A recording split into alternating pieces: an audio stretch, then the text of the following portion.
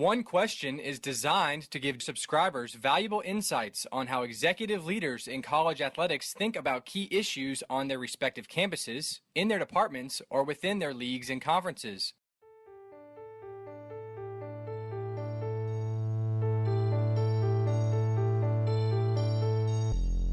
Greetings, this is Ty Brown and welcome to One Question, where we highlight executive leaders in college athletics.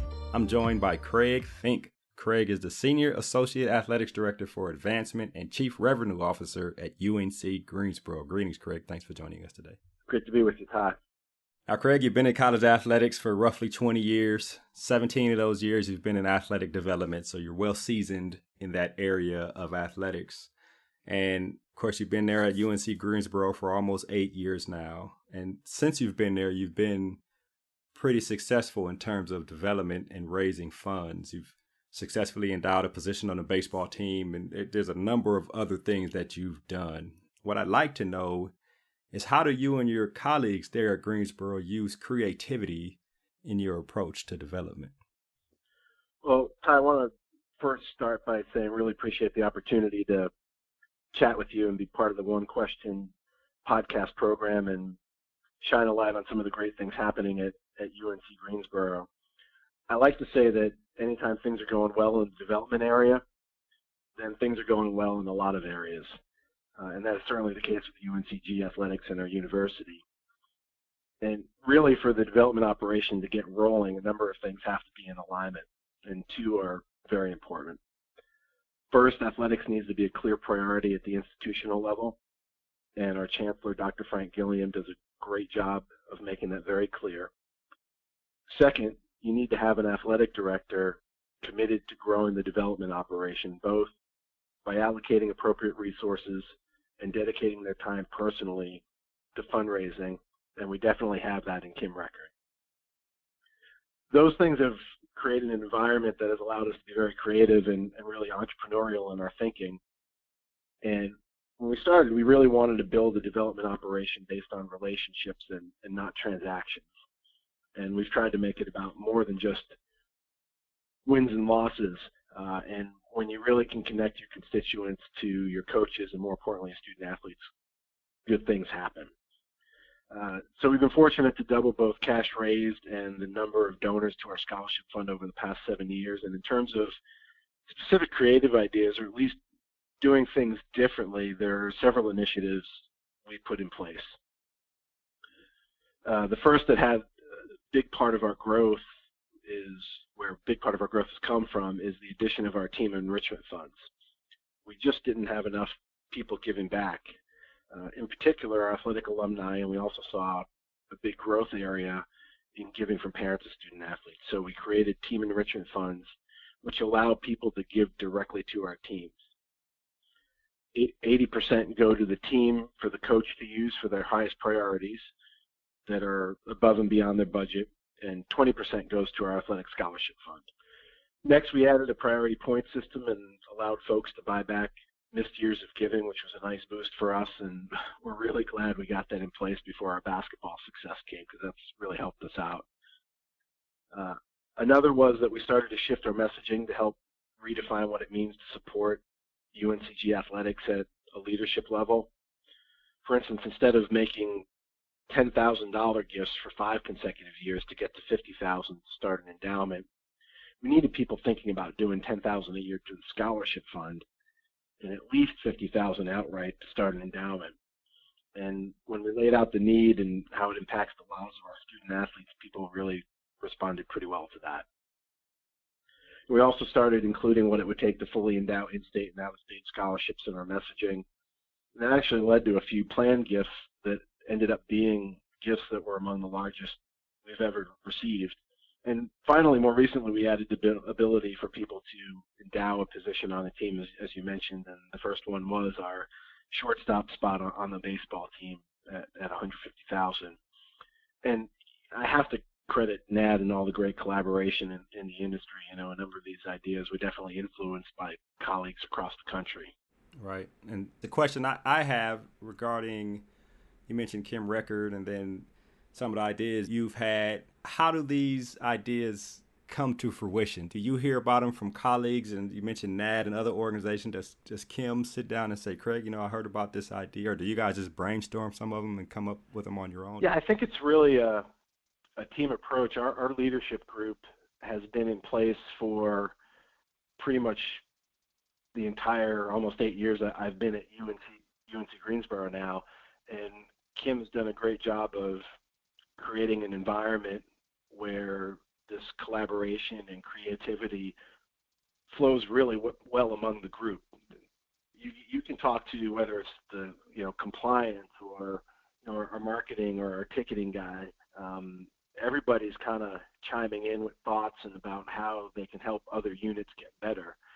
So, over the several initiatives I've mentioned, there's been conversations or brainstorming about all of those that have come from a variety of places, whether that's internally, whether it's going to an ad convention, or it's just Kim and I sitting knocking things around a little bit.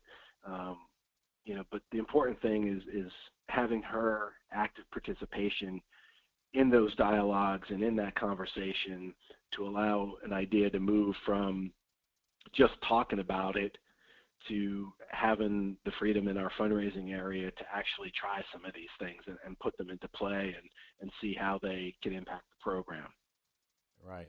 Well, specifically some of the programs you've created, you just mentioned a number of them. There's one that you and I have talked about in the past, and it involves student athletes. And of course, involving student athletes with development can be a fine line unless you figure out how to do it so it benefits the student athletes in a way that's compliant, right?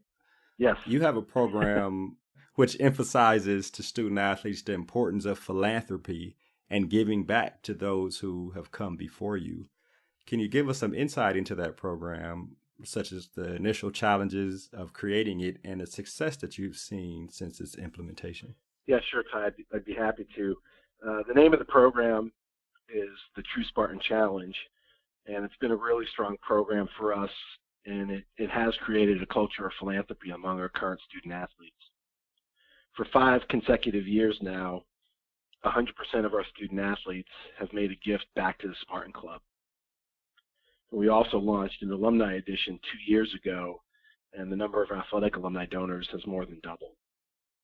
And we use that 100% fact a lot in our messaging, and I think it has contributed to the growth in our scholarship fund from a donor and cash standpoint, and also has helped us significantly with our donor retention, which is almost 75%.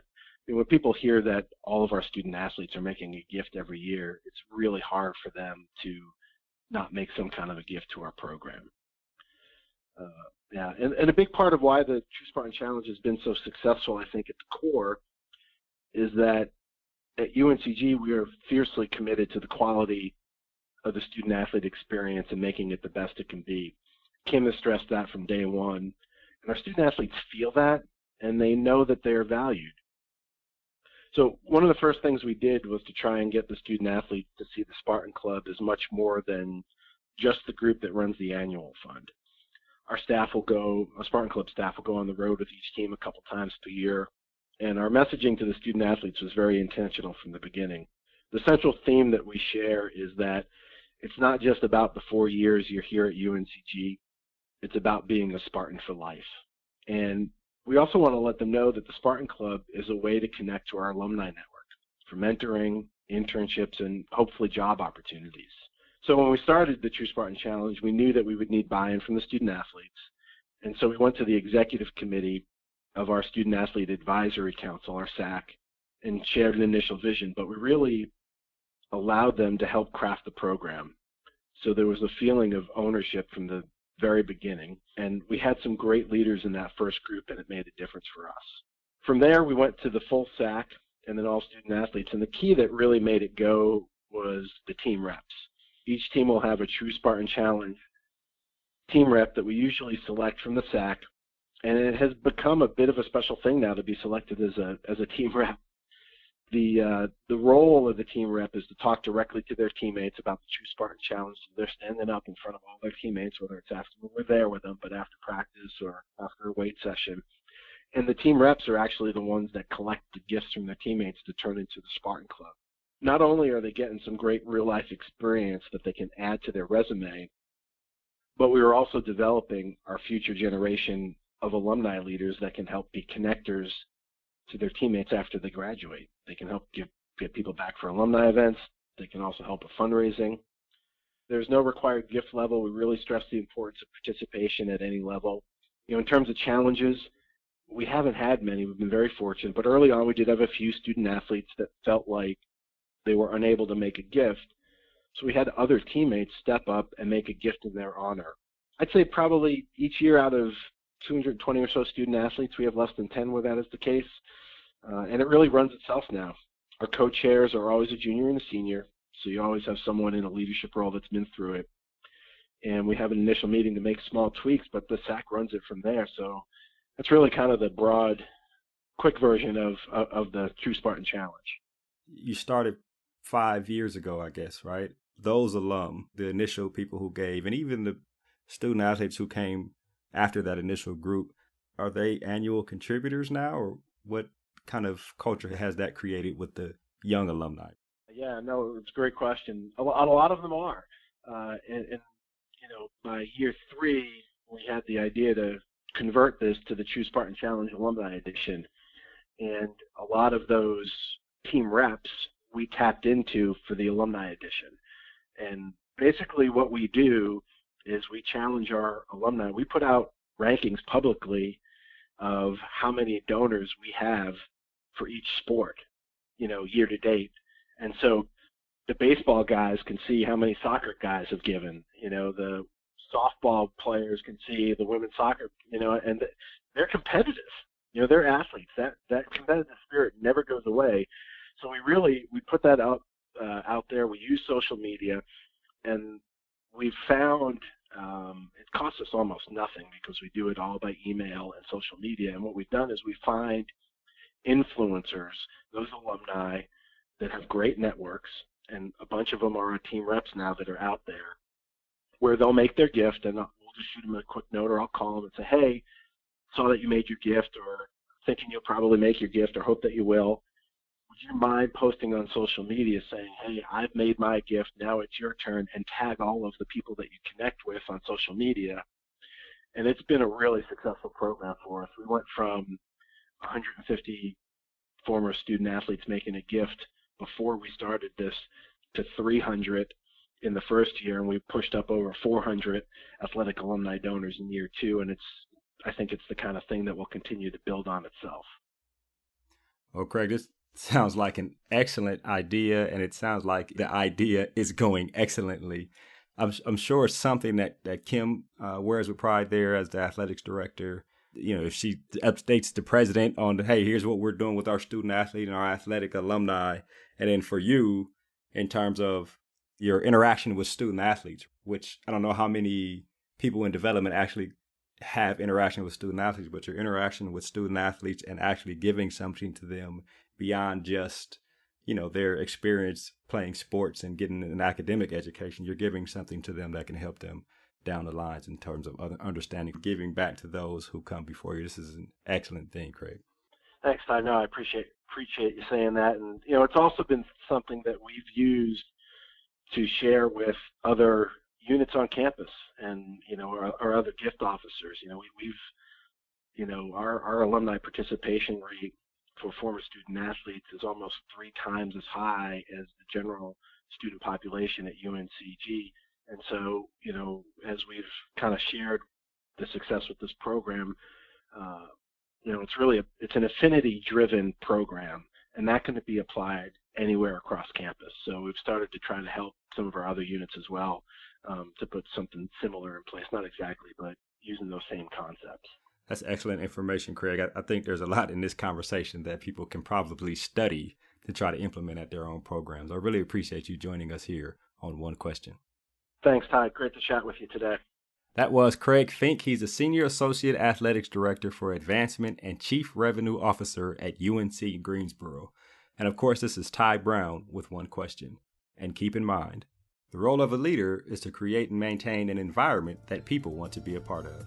And as always, be better tomorrow than you are today.